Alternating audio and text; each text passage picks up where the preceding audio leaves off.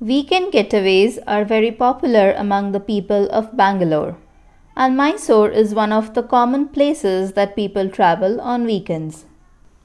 Hello everyone and welcome back to my channel. Hope you all are doing good. I am on a weekend trip to Mysore and Srirangapatna and I am going to take you along. So let's go. Reaching Mysore from Bangalore is very convenient and you have a lot of options. If you are coming to Bangalore by flight from anywhere else in the world, you will get direct buses from Bangalore airport to go to Mysore. If you are in Bangalore, you can take the KSTDC AC and non-AC buses that are very frequent and convenient. You can choose to drive in your own car or a rented car, or you can also take the Bangalore-Mysore Shatabdi Express from Majestic or Bangalore City Railway Station. We chose to travel by the Bangalore-Mysore Shatabdi Express.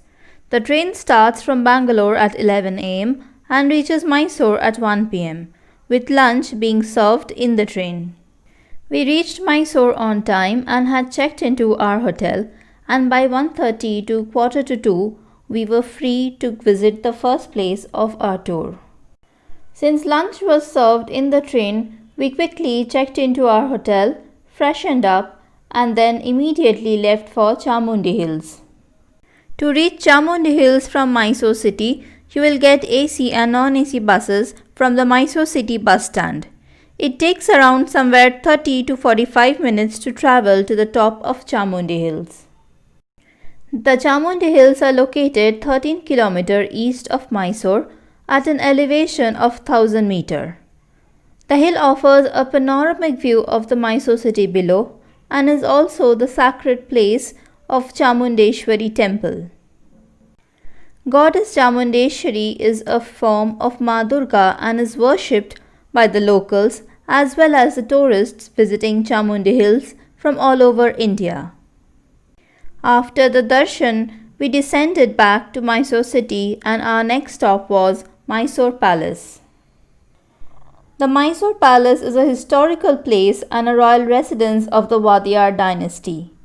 The palace is ornated with intricate designs and displays excellent craftsmanship.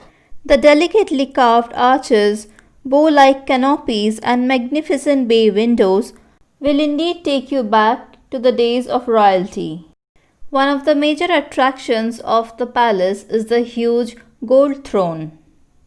The never-ending hallways and the intricate designs on the pillars will take you back to the days of history and I'm sure you'll be awestruck. The palace is located inside a beautifully maintained garden where flower shows and horticulture shows take place. The entire palace is lit up on weekends, especially on Sundays and on public holidays, and people visiting the palace on Sundays wait eagerly to witness the wonderful sight of the fully lit palace. The timings of visiting Mysore Palace is 10 am to 5:30 pm every day, while the illumination time is on Sundays and public holidays 7 pm to 8 pm. You can also enjoy light and sound for 45 minutes depicting the 400-year history of Mysore. The tickets to visit the palace is Rs 70 per adult and Rs 30 per child. With that, we ended our first day in Mysore. Next morning, before leaving for Srirangapatna, we visited St. Philomena Cathedral in Mysore. You can also include Mysore Zoo and Vrindavan Gardens in your Mysore trip. Next morning, we started our journey towards Srirangapatna. Srirangapatna is a town in the Mandya district near Mysore and is a place of great cultural, religious and historical importance. Tipu Sultan's summer palace called the Darya Daulat Bagh is one of the major attractions of Srirangapatna, along with the famous Ranganatha Swami temple, after whom the place has been named. The palace is a beautiful one with intricate carvings on the walls, pillars and the ceilings depicting the history of that time. The palace is now a museum which has preserved the items used by Tipu Sultan, his clothes and weapons. By seeing these items, we get an idea of the socio-economic culture of those times. This place indeed takes you back to the days of history, and you can imagine the grandeur of Tipu Sultan's summer palace by seeing the remains. The excellence of the craftsmanship and the intricate designs on the walls, ceilings, and pillars tells of the love for art and culture of Tipu Sultan.